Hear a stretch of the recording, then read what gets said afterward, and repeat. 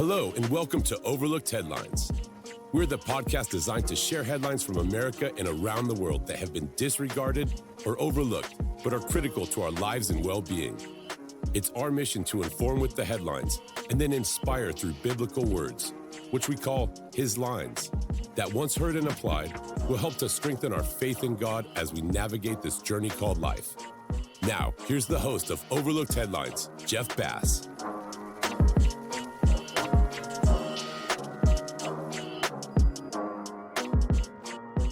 Hello and welcome to another episode of Overlooked Headlines. I'm Jeff Bass. And here's our headline breakdown. Major venues now punishing people for using cash versus plastic. Louisiana is the first state to mandate 10 commandments be displayed in classrooms. In case you missed it, Elon Musk says his Neuralink brain implant will replace cell phones. And our top headline, Americans are giving up their mortgages to rent forever in larger homes with lower monthly costs. And as always, we will close with His Lines. Oh, by the way, thank you for downloading our podcast every week. Here's our first headline. Cashless society. Major venues now punishing people for using cash versus plastic. Fans heading to Yankee Stadium hoping to pay in cash at the iconic ballpark for their favorite concessions have been thrown a curveball. Go cashless or pay extra. As the Wall Street Journal reports, Noah Kamala, a 41-year-old New Yorker, found out the hard way. Looking to enjoy some popcorn and soda at a game, Kamala was shocked to discover that his cash was as good as obsolete. That's right. Instead, he was directed to a reverse ATM, where he inserted $200 only to receive a debit card with $196.50 after he was hit with a $3.50 service fee for the convenience of going cash free. It's just not right, Kamala told the outlet, echoing the sentiments of other New Yorkers that are shocked that what used to save you money, cash payments, now cost more. In some cases, transaction fees have soared more than $6 just for the privilege of spending your own funds. Indeed, cashless venues and restaurants are popping up across the country, forcing cash lovers to either adapt or pay up as the war on cash continues. Reverse ATMs like those at Yankee Stadium are now common at cashless venues and restaurants across the country as a way to cater to those who prefer paying in cash. People who want to pay their parking tickets, tolls, taxes, or phone bills in cash, meanwhile, often learn that government agencies and businesses have outsourced that option to companies that usually charge a fee. All that can amount to a penalty on the people who prefer paying by cash. Though it is more common to buy things with cards and mobile devices, cash still remains the third most popular way to pay, accounting for 16% of all payments according to the Federal Reserve. Also, critics argue that the move sidelines those who rely on cash, often the young, the elderly, or the poor. Quote, to let my 13-year-old go buy a slushie at the amusement park, I'm already out $6, said Prudence Weaver, the 41-year-old, who said she would rather be able to use cash on trips to the zoo and other venues versus paying fees for debit cards. She went on to say, I understand that there is a place for electronic payment, but I don't think it should be the only option. Despite the digital dominance, cash is still king for a significant chunk of Americans. In the meantime, companies like ReadyRef are cashing in, literally doubling their shipments or reverse ATMs to keep up with demand from businesses. That's right, from businesses ditching traditional cash transactions. Even as venues pocket fees from these new systems, the debate still rages on whether this shift truly serves the public or merely lines the pockets of corporate giants. At stadiums, amusement parks, and beyond, the cost of going cashless continues to climb, and every day consumers are footing the bill. So check this out. Next time you head out to a ball game, remember, take your plastic or be prepared to pay up. Here's our second headline. Louisiana is the first state to mandate 10 commandments be displayed in classrooms. Louisiana has become the first state to require that the 10 commandments be displayed in every public school classroom under a bill that was just signed into law by Governor Jeff Landry. The GOP drafted legislation mandates that a poster-sized display of the 10 commandments in large, easily readable font be required in all public classrooms, from kindergarten to state-funded universities. Opponents, however, question the law's constitutionality, warning that lawsuits are likely to follow. Proponents say the purpose of the measure is not solely religious, but that it has historical significance. In the law's language, the 10 Commandments are described as, quote, foundational documents of our state and national government. The displays, which will be paired with a 4-paragraph context statement describing how the 10 Commandments were a prominent part of American public education for almost 3 centuries, must be in place in classrooms by the start of 2025.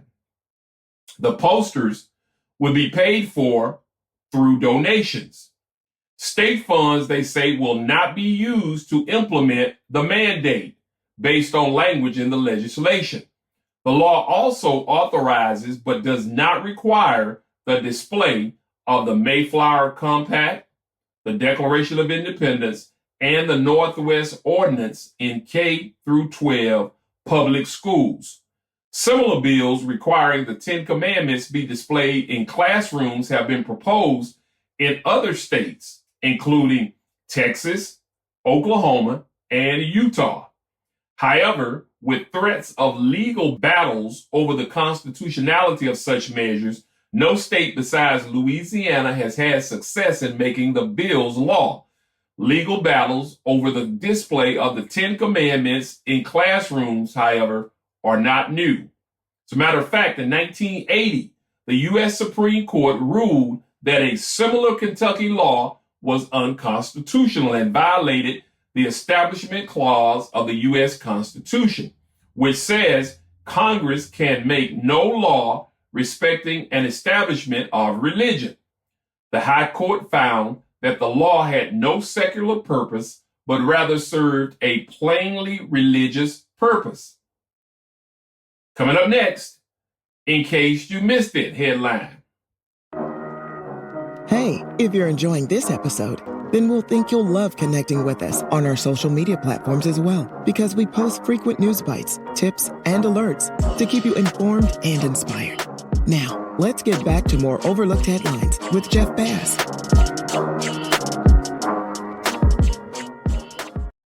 Elon Musk says his Neuralink brain implant will replace cell phones. That's right. Cell phones will become obsolete in the future, being replaced by chips that are implanted directly in the human brain.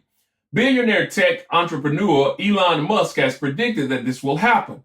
His Neuralink biotech company implanted a brain chip for the first time in 30-year-old quadriplegic Nolan Arbar back in January.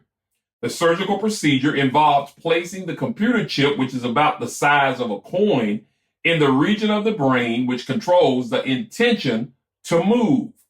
The chip is then used to record and transmit brain signals wirelessly to an app that decodes movement intention. Musk shared his latest prediction in response to a post published on X by a parody account named Not Elon Musk on Sunday.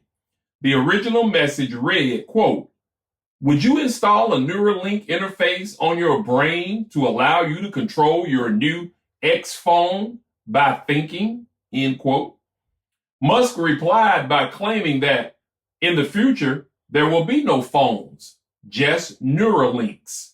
In its press release last year, Neuralink said its precise robotically implanted brain-computer interface, known by the acronym PRIME program, aims at developing a fully implantable wireless brain-computer interface that would at first grant people the ability to control a computer cursor or keyboard using their thoughts.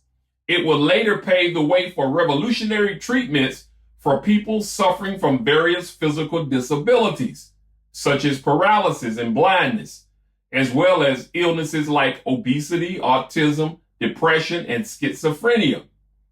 In a 2018 interview, Musk suggested that Neuralink could also one day allow humans to communicate without using words and possibly also achieve a state of symbiosis with AI. The U.S. Food and Drug Administration, known as the FDA, granted approval for the first chip implantation trial last May. And several weeks after the procedure in late January, Musk reported that the man had made a full recovery with no ill effects that we are aware of and was capable of moving a computer mouse around the screen by just thinking. However, last month, Neuralink acknowledged that it had encountered certain issues after tiny wires implanted in the brain were dislodged out of position. Nevertheless, the FDA gave the green light for a second human trial. The next experiment, which is reportedly slated for this month, will feature a modified procedure whereby a chip will be implanted deeper into the brain to prevent it from retracting. Supposedly, another 8 people are expected to take part in further trials by the end of the year. I've got a question. Matter of fact, our question of the week is, would you install a Neuralink interface on your brain to allow you to control your new X phone by thinking? We want to hear from you. Please leave your comments and we'll share the results next week. This is a very interesting story. Stay where you are. I've got more overlooked headlines. Still to come, our top headline. And don't miss his lines right here on Overlooked Headlines. Our top headline: Americans are giving up their mortgages to rent forever in larger homes with lower monthly costs. That's right. Families who have turned their backs on the struggle to own their own homes in the overheated property market say that they have few regrets, even if it means being priced out forever. The proportion of single-family homes being built for rent has doubled in 2 years as corporates eye up those who have had enough of paying a mortgage. Analysts warn that the trend will only drive prices higher for those determined to buy. But the temptation to cut their housing costs in half and ditch the worries of ownership is proving very hard to resist, with a third of all rentals now single-family homes. Chelsea and Spencer Marks had just spent thousands of dollars on repairing the air conditioning at their California home when they realized they would have to buy new windows and a replacement pump for the pool. Chelsea said, "I was like, I can't do this anymore," he told the LA Times. "One day, I came home and I was like, we're selling the house." They moved 15 miles up the road to a 131 home subdivision built solely for rent, wiping out their credit card debt, boosting their savings, and allowing them to take an Italian vacation. Mark said, "I don't need to own it to be living that life that I want to live." Mortgage rates have doubled in the last 3 years, and the U.S. Federal Reserve has announced that the base rate is staying at its 23-year high. California's Legislative Analyst Office calculates that monthly payments, listen to this, to buy a mid-tier home are up 80% since the start of the decade, when taxes, maintenance, and insurance are taken into account, making it twice as expensive to buy a 2-bedroom home than to rent it. Eric Carcelin, 47, realized he would pay $6,000 a month to buy his dream home before moving into a 4-bedroom, 3-bathroom rental in Menifee with his wife and 3 daughters. He said he'd rather pay $3,800 and be comfortable. There's still an inadequate supply of housing. The cost of housing has continued to rise, and renters are renting longer.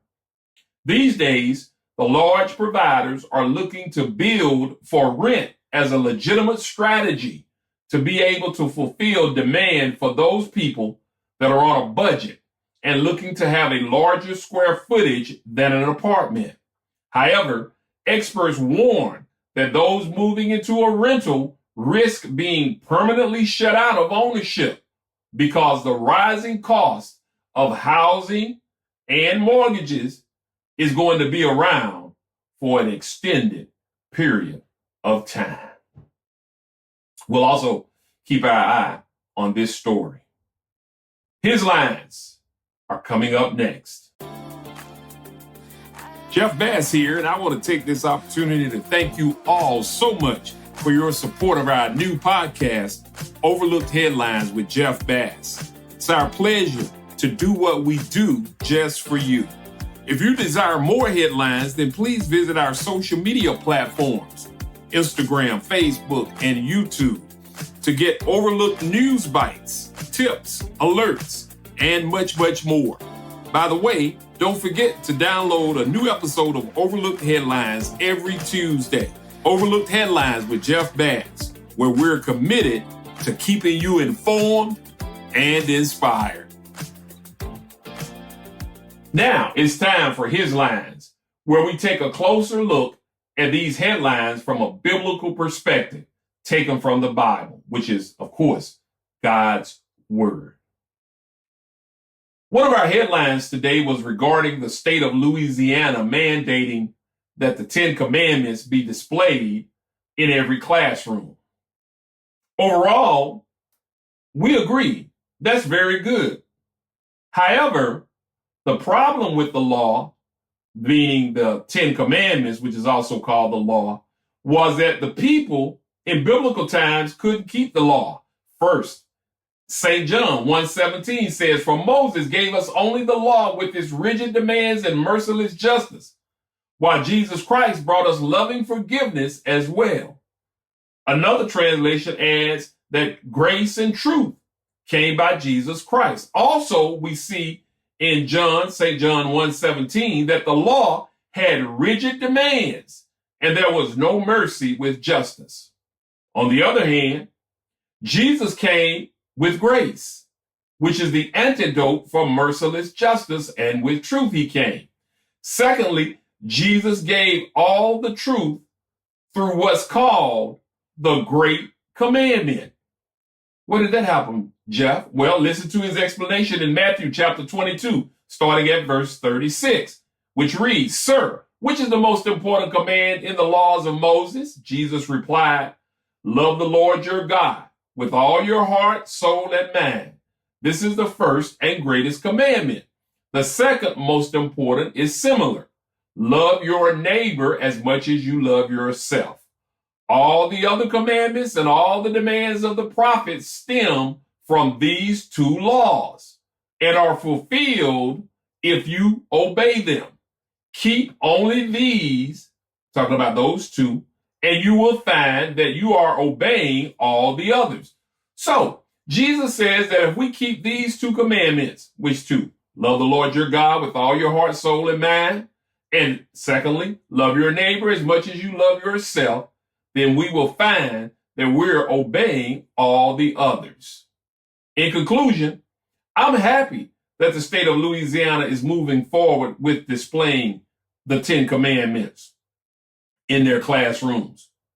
But the next step is to hang up the two, which are known as the Great Commandment, and then teach the children to learn them, love them, and live them. That's a word for us adults too.